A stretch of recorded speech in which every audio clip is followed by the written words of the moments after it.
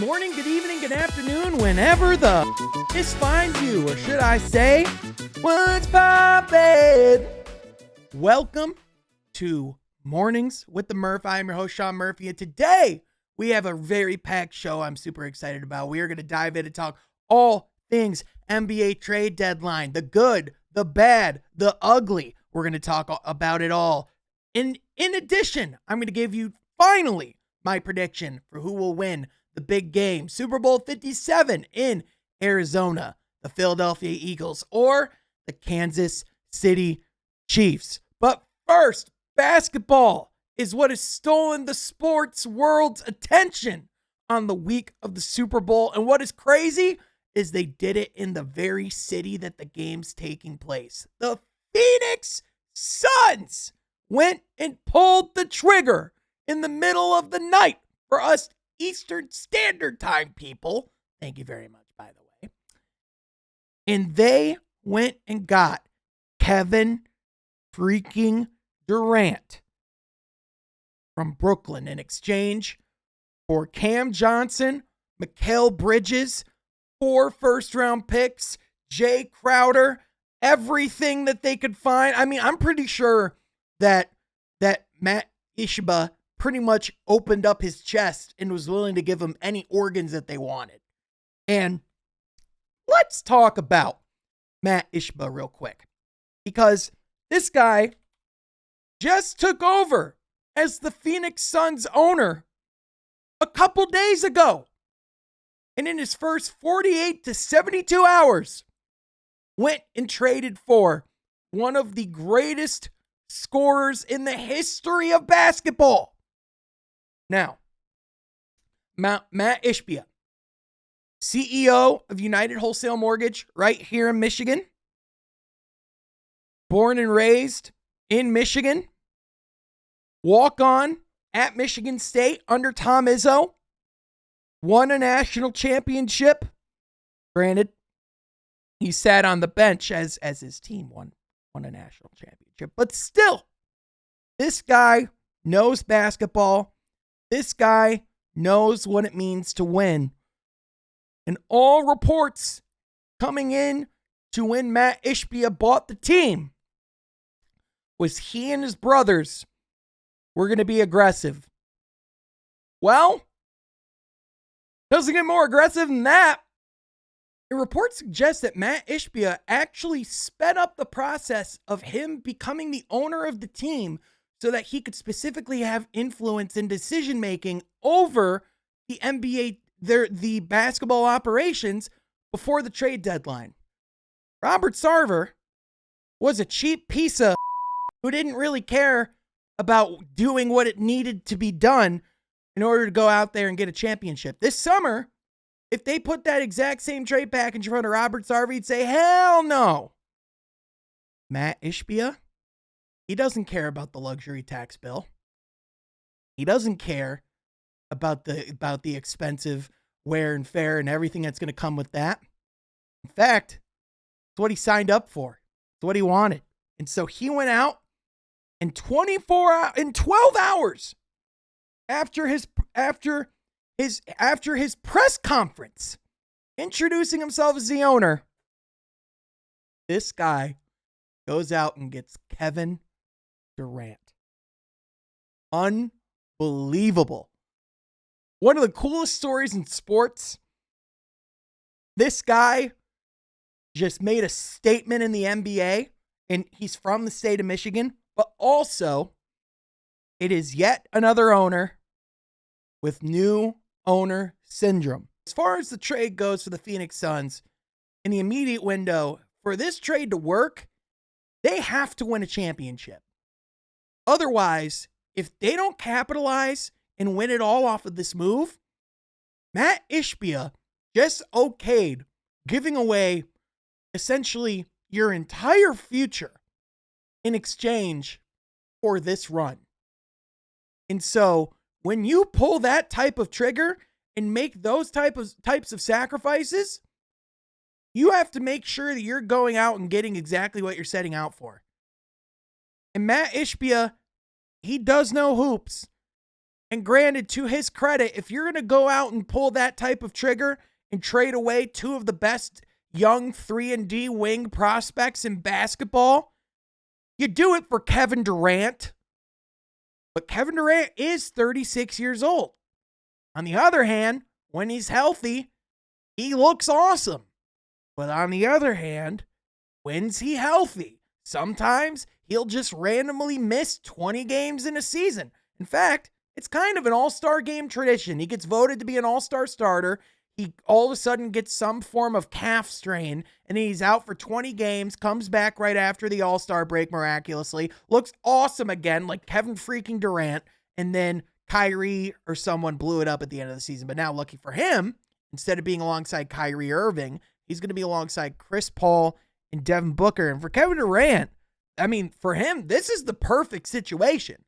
He can come in, play basketball the way Kevin Durant wants to play basketball, be surrounded by a pretty solid starting five, and they have some decent depth for the rest of this season. And he doesn't necessarily have to take the leadership role. I mean, Chris Paul and Monty Williams have that covered in spades. Devin Booker can definitely help and step in that regard as well. I mean, sure, Kevin Durant can say some things here and there in the huddle. He can definitely give you some advice on what to do on the court. But Kevin Durant just wants to hoop. And if you're just talking about a situation where he wants to hoop and he wants to contend, I mean, shoot, this is the best chance he's going to get. And for Devin Booker to not have to be your number one option, I mean, as awesome as Devin Booker is, he's even better if he's your second option in an NBA Finals. And I mean, for Chris Paul, this is perfect for him. All he has to do is pass the ball and get the hell out of the way. I mean, in all seriousness, he just has to be an effective point guard who doesn't turn over the ball. He's your floor general, your captain, the guy that, gets everyone, refocused, will tell DeAndre Ayton to shut the up and stop complaining. We'll make sure Devin Booker's where he needs to be. We'll get the ball to Kevin Durant when appropriate. He'll do his job, but he doesn't have to go out and be the superstar that they needed him to be, like when they went to the finals in 2021. And so I really do like this trade for the short term if they can go out and win a championship. And heck, they should win the West. At the very least, they're going to have a very competitive series with the Denver Nuggets because Nikola Jokic is awesome. Michael Porter Jr., if he's healthy, he could be effective for them. Jamal Murray looks more and more like Jamal Murray before the ACL tear, which is amazing to see. I mean, Denver is insanely deep. I mean, they have guys like Bruce Brown. They have Kentavious Caldwell-Pope. I love what Denver has built. And so it's not necessarily a guarantee or a walk in the park. And then even then, if you get to the finals, you're going to have to face either the Boston Celtics or the Milwaukee Bucks. I mean, let's make no mistake about it. Those are the two teams that would be coming out of the East. And if you're facing Giannis, I don't care. Even if you have Kevin Durant, that is not an easy series. And so, all in all, if you're going to have an owner with new owner syndrome who's going to want to push the chips all in, and you're going to go out and do that for any player, you do it for Kevin Durant. And so, in the short term, they are definitely the winners of this trade. But they gave away 4 unprotected first-round picks. They gave away Mikal Bridges and Cam Johnson. Now, the Nets have Dorian Finney-Smith, Cam Johnson, Ben Simmons. They have an overabundance of 3-and-D wings. And they're gonna over the course of the summer and in the next year, they're gonna start trading away more of those pieces, getting more assets. Even though they did trade away James Harden, they did reclaim some of those assets in the James Harden trade to Philly. And now they have assets from the Kyrie trade, which granted, the Kyrie trade doesn't look so great anymore after the Kevin Durant trade. But at the same time, at least for Brooklyn, you have some clarity. You know what you're doing going forward. You have some guys, sure, they're probably not thrilled that they're there at the moment. They'll get over it. And with guys, with solid guys there, I still think that they have an overall, I don't think they have a terrible outlook for their future. I still really like Jacques Vaughn as a man, and I think he's a perfect guy to have there. You know what? I will say this opens it up for Cam Thomas. You know what? You have the keys for the rest of the season. 3 straight 40 bombs. Let's go. Let's see what you can do. You have the full runway now, my guy. So I for one am thrilled to see what he'll do there. That'll be fun to watch at the very least. But the real thrill is going to be what that Western Conference playoffs is going to be. I mean, if we get a Phoenix Dallas playoff series, oh my Lord, the drama would be palpable. It would just be, just magnifico. Joining me now on Mornings with the Murph is one of my best friends and co-hosts of From Half Court. Joining me each and every Wednesday, my guy, Troy Sergey. Troy, thanks so much for coming on the show, man. Absolutely, Sean. Happy to be here with Mornings with Murph. And Sean, there's a little pub about 5 miles from my house, and it's called Murphy's Pub, and they have a burger called the Big Murph. So if you ever come and visit, I would love to maybe go live on this new Morning with Murph and have Murph eat the Big Murph. Oh yeah, we should have a massive From Half Court fan meet and greet of 2 people that show up at Murphy's Pub. That would be great. By the way, if they don't have an item on their menu called Murphy's Coleslaw, I will be very upset. But anyway, Troy, we did not come here to talk about food today. We came to talk about the NBA trade deadline. And even though it's not edible, boy, was it a snack that we feasted on over the last couple of days. Troy, is this the craziest NBA trade deadline of all time? It has to be, Sean, and I think the biggest reason what puts the cherry on top is the caliber of talent of a guy like Kevin Durant Kevin Durant got traded, Troy. Has been the past decade as far as our league, and he goes out and gets traded to the Phoenix Suns, a team that is looking to contend, a team that has been contending the past couple of seasons. And man, if you put Kevin Durant on that roster with Chris Paul and Devin Booker, Phoenix is the team out of the West. You know, we've been talking all year long, Sean. What's the team that rises out? What's the team? The West is wide open. Well, maybe to a degree it still is wide open, but not so much anymore because they're now my favorite. Yeah, 100%. And Troy, it's important to bring up because one of the big things with the Phoenix Suns that you have to address is the big elephant in the room, which has always been Robert Sarver and ownership. The Phoenix Suns have had talented rosters in the past, but ultimately what has set them aside, or what has prevented them from getting over the hump, was their ownership, was their front office, was the way their organization was ran. Because Robert Sarver was known for being cheap. It's like, let's not be secret about it. Like, he wanted to compete, but he didn't want to do it he didn't want to dip in the luxury tax to do so. Right. And over the summer, Robert Sarver reportedly had the opportunity to go get Kevin Durant, had a pretty similar offer on the table that they ultimately pulled the trigger on, but denied to do it because there's no way in hell Robert Sarver was going to pay the luxury tax. No way he was going to pay that steep of a price.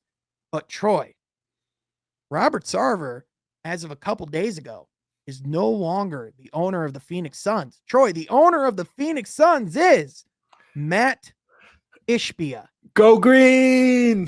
Former Michigan native, CEO of United Wholesale Mortgage, former Michigan State national champion / walk-on, but most importantly, the newest owner of the Phoenix Suns alongside his brother and other partners. And Troy, all reports suggested that Matt Ishbia was looking to win, and to win now. All reports were confirmed, Troy. He went and got Kevin Durant literally after 12 hours after his introductory press conference. Yeah, I mean, the boldness of that, Sean, the boldness of going out and getting a guy like Kevin Durant, it just blows my mind. Yeah. But also we've talked about new owner syndrome before, right? We've talked about, even the Minnesota Timberwolves, they went out and went crazy town to go get Rudy Gobert over the summer. Often when you have a guy that has new owner syndrome, they don't often have the opportunity to go get Kevin Durant. Right. Most of the time they're kind of shy and timid at first. This was not shy or timid. Yeah, 100%. And when you realize it came from a guy with this hair, it just makes you go, man, the cojones. In all seriousness, it's not his hair anymore. His hair actually looks pretty good now, but that's a whole other conversation. Regardless, that was his hair at some point, and that guy got Kevin Durant. The ultimate point, though, he's known as being more than willing to dip into his pockets, into his paybooks. I mean, and speaking personally, just like as Michigan residents, I mean, United Wholesale Mortgage is known as like one of the best companies to work for in the country. And like Matt Ishbia is like, he came in, he's like, I want to make the Phoenix Suns one of the best places to work for in the country. And Troy, like the way he talks and the way he's like trying to treat his players, but also his aggressiveness, there's some hints of the Bus family that I'm getting from Matt Ishbia. What do you think of that? Yeah, no, that's a great comparison, Sean. And even Phoenix, the city, great place to live, great place to hang out. I just think that's a great franchise to work your way off of. A team that's still hungry to win their first championship. An awesome fan base that deserves an awesome franchise. Right. And a team that has finals experience back in the 90s. Charles Barkley, and now just a couple of years ago with Devin Booker and Chris Paul. So a franchise that has been to the finals before, that's had great players, even like Steve Nash, Amari Stoudemire, Grant Hill over the years. And now you get Kevin freaking Durant. Yeah. Now, Troy, it wasn't cheap. They had to give up both Cam Johnson and Mikal Bridges. And Bridges hurts. That hurts giving up Bridges. Yep, two of the best young players in the league, two of the most coveted 3-and-D wing prospects in the entire league. And a major part of Phoenix's success 2 years ago when they made it to the finals. And for them to make that trade and also, Troy, 4 unprotected first round picks, a pick swap, and Jay Crowder. I mean, that's not an insignificant price at all. Right. So, but Sean, it proves that 36-year-old Kevin Durant, I may add. It's about the here, it's about the now. It's about putting that ring on your finger. It's not about looking to contend in 3 years or 2 years and even maybe win a couple after that. It's about right here, right now, making the best roster in the Western Conference. And Sean, they did it. This is the best roster in the Western Conference. Yeah, 100%. If Kevin Durant is indeed healthy going down the stretch, which it sounds like he should be good to go after the All-Star break, the Phoenix Suns are cooking with gasoline. And when you talk about the fact that, Devin Booker, who you and I both are extremely high on, I think, Troy, you and I would both agree he's a top 10 player in the league. Absolutely. Yeah. He now gets to be the second option on a team that has championship aspirations. I would argue, Troy, that Devin Booker's the best second option you could possibly have. Absolutely. We talk about duos all the time. We talk about the duo out east with Jason Tatum and Jaylen Brown, and this is a duo plus a Chris Paul. I mean, first ballot Hall of Famer, one of the best point guards to ever live, as your third option. Wow. It's going to be very fun in Phoenix, the desert. 100%. Now, Troy, a team that's on the exact opposite side of the spectrum, and a team that you and I have near and dear connections to, is the Detroit Pistons. And it was going to be a hot topic what they are going to do at the trade deadline. And Troy, survey says they traded Saddiq Bey and Kevin Knox to the Golden State Warriors, who they ultimately moved to other teams. But Troy, in return, the Detroit Pistons got James Wiseman. And Troy, you and I just did about an hour live stream just unpacking our thoughts on the trade deadline, and we spent a good chunk of it talking about our thoughts on the Wiseman conversation. I want to know where, now that you've had some time to let it stew, now that you and I have had some time to even talk about it ourselves a little bit, now that you have a little bit more information, where do you sit currently with the James Wiseman move? What grade would you give the Pistons trade deadline? And what do you think this means for their summer? And what do you want to see from them this summer? Yeah, all kind of hard questions to answer, especially since, we haven't seen all at once. We haven't seen James Wiseman play, but I'm just going to throw out a B. Of course, I was hoping for more value of Saddiq Bey, but we as Pistons fans have to realize that this was the best deal we could have gotten. I mean, because we know Troy Weaver would have taken a better deal if need be. But also, it kind of goes in this other camp of projects of Troy Weaver. And we know that he sees projects as an opportunity to develop players. But like we said in our live stream, Sean, Troy Weaver also has no problem cutting the plug with a player. So Wiseman as an experiment moving forward, I think is okay. Now it's Yeah. going to be very interesting when you put him next to Duran with his ability and talent at the 5, and you're going to have to put Wiseman probably at the 4 if you're going to start Wiseman. Yep, and which I'm glad you said that, Troy, because really quick before you keep going, they are going to be starting James Wiseman according to Mark Spears. James Wiseman, they're planning on having him start when he comes to Detroit. And with that too, I think at the end of the day, this gives James Wiseman an audition. Can he compete with this roster as far as putting value to this roster? And next year we get a Cade Cunningham. We still get a healthy Cade back. We still get probably a top 3 pick, and we still have the cap space to sign a pretty decent free agent. Like this trade doesn't change the 3 things that we've been talking about really all season long. Right. Ever since Cade went down, those 3 things that are back. And this trade has no effect. If anything, it actually boosts that chance as far as getting the number 1 pick or number 2 pick in the draft. Right. And again, if you're not familiar, a lot of the conversations of which that we had on the From Half Court channel, which you can go subscribe to as well. Troy, another thing as well within this, like kind of like to your point there, we talk about everything that, that the Pistons believe in James Wiseman, which, from reports, it sounds like he was the number 1 guy on their board that year as well. But it also just sounds like, for all intents and purposes, it sounds like the Pistons wanted to move, in a different direction as much as they believed in Saddiq Bey as a player. It sounds like there was a little bit of fatigue with his creation and, like his lack of efficiency and kind of leaning away from being that 3-and-D guy that the kind of, that they kind of fell in love with in his rookie year to begin with. Right. And so this also just kind of shows that, like even as much as you can believe in prospects and even as much as you believe, like that in their talent, I talked about a couple weeks ago on From Half Court, going forward, we have to figure out who's really good players and who are Detroit Pistons. And from the sounds of it, it sounds like they made their decision that Saddiq going forward is just not fitting what Detroit wants to do. Right. Absolutely, Sean. And I don't think we lose too much from a Saddiq Bey, especially if we want to develop a guy more like Isaiah Livers, especially now that we know that Bojan probably going to be a part of the team next year, even too. To make him, a valuable asset moving forward and giving him some more touches as well, even though he's kind of quote unquote our best player right now with Cade, being hurt. Yep. It's certainly going to be very interesting, Sean, but excited to see how these games play. And if anything, like I mentioned earlier, it's an audition. It's an audition for the guys, especially James Wiseman. Yeah. So.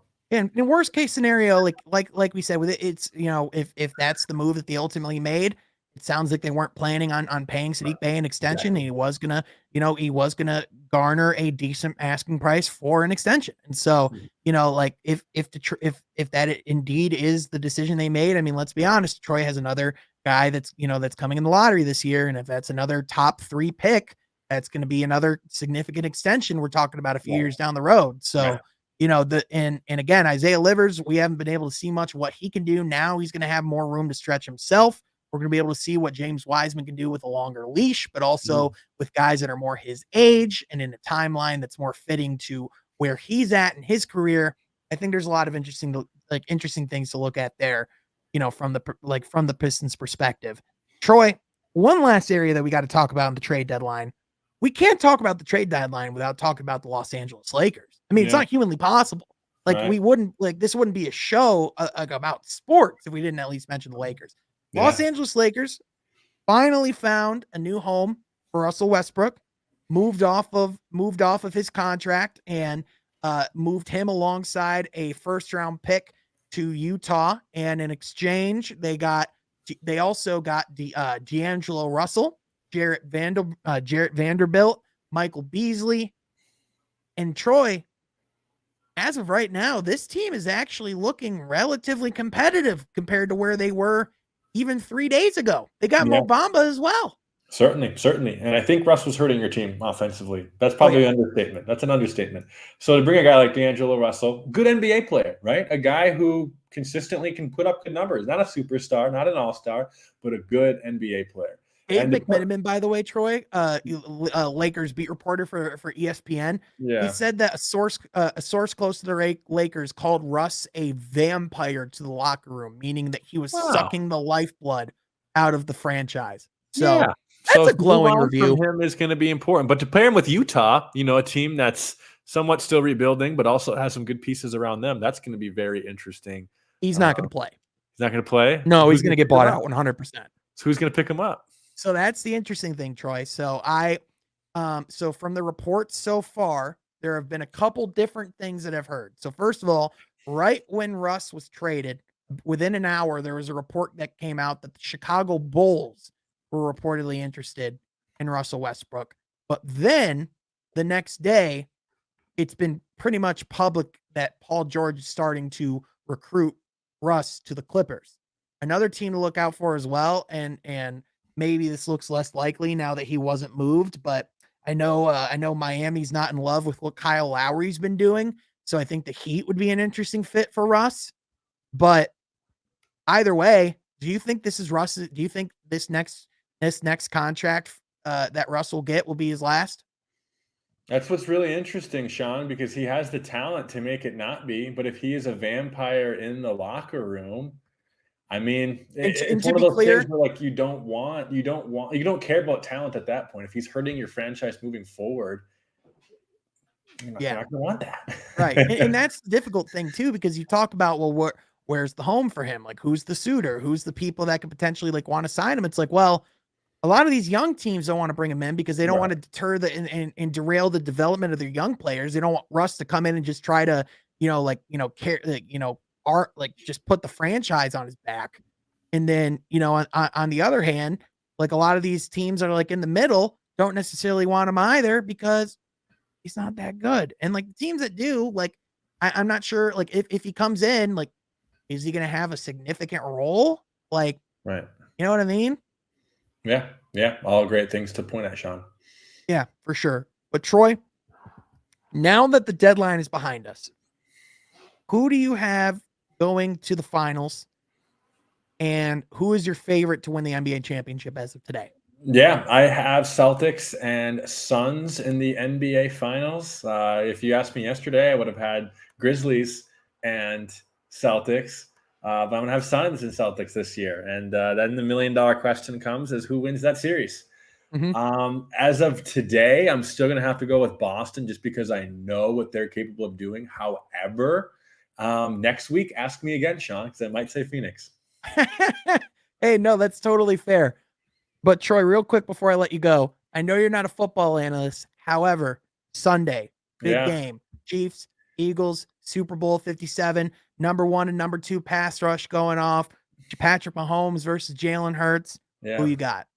Yeah, I think definitely I do have Philadelphia winning. I just think the talent that they've been playing each and every night on Sundays, I guess. Not each and every night. It's not the NBA schedule, right? Yeah, each and every week. Yeah, every week. There you Yep. go. Has been playing really unmatched. And I do think they're the favorite going in. And I think I would be surprised if they lost. Now, however, certainly I do like Patrick Mahomes and what the Chiefs team has done, especially Hot take. winning. Hot take, yeah. Okay. Right. I like their victory against Cincinnati was great. A couple weeks ago going into the Super Bowl. So I certainly wouldn't be surprised if Patrick Mahomes somehow pulls it off. But as far as right here, right now, I'm going to go with the team that's better on paper, which is going to be the Philadelphia Eagles. Yeah. Well, Troy, I definitely can't blame you there. And thank you so much for joining me, man. This was a lot of fun. I'm definitely going to have you on pretty regularly on here to talk NBA some more. Anytime, it's always a good Sean. excuse to be able to sit down and talk with you more. Anytime. But Troy, people can find you on Twitter at TroySergey44. And also people can catch you every Wednesday on From Half Court with myself, you, and Jeff Iafrady. It's a really fun time. And Troy, you're one of my best friends. Appreciate you a ton. And definitely going to have you on regularly, man. Thank you so much. It's a lot of fun. Thank you, Sean. Perfect. Absolutely. Thank you so much, my guy, Troy Sergey, for joining and talk about the NBA trade deadline.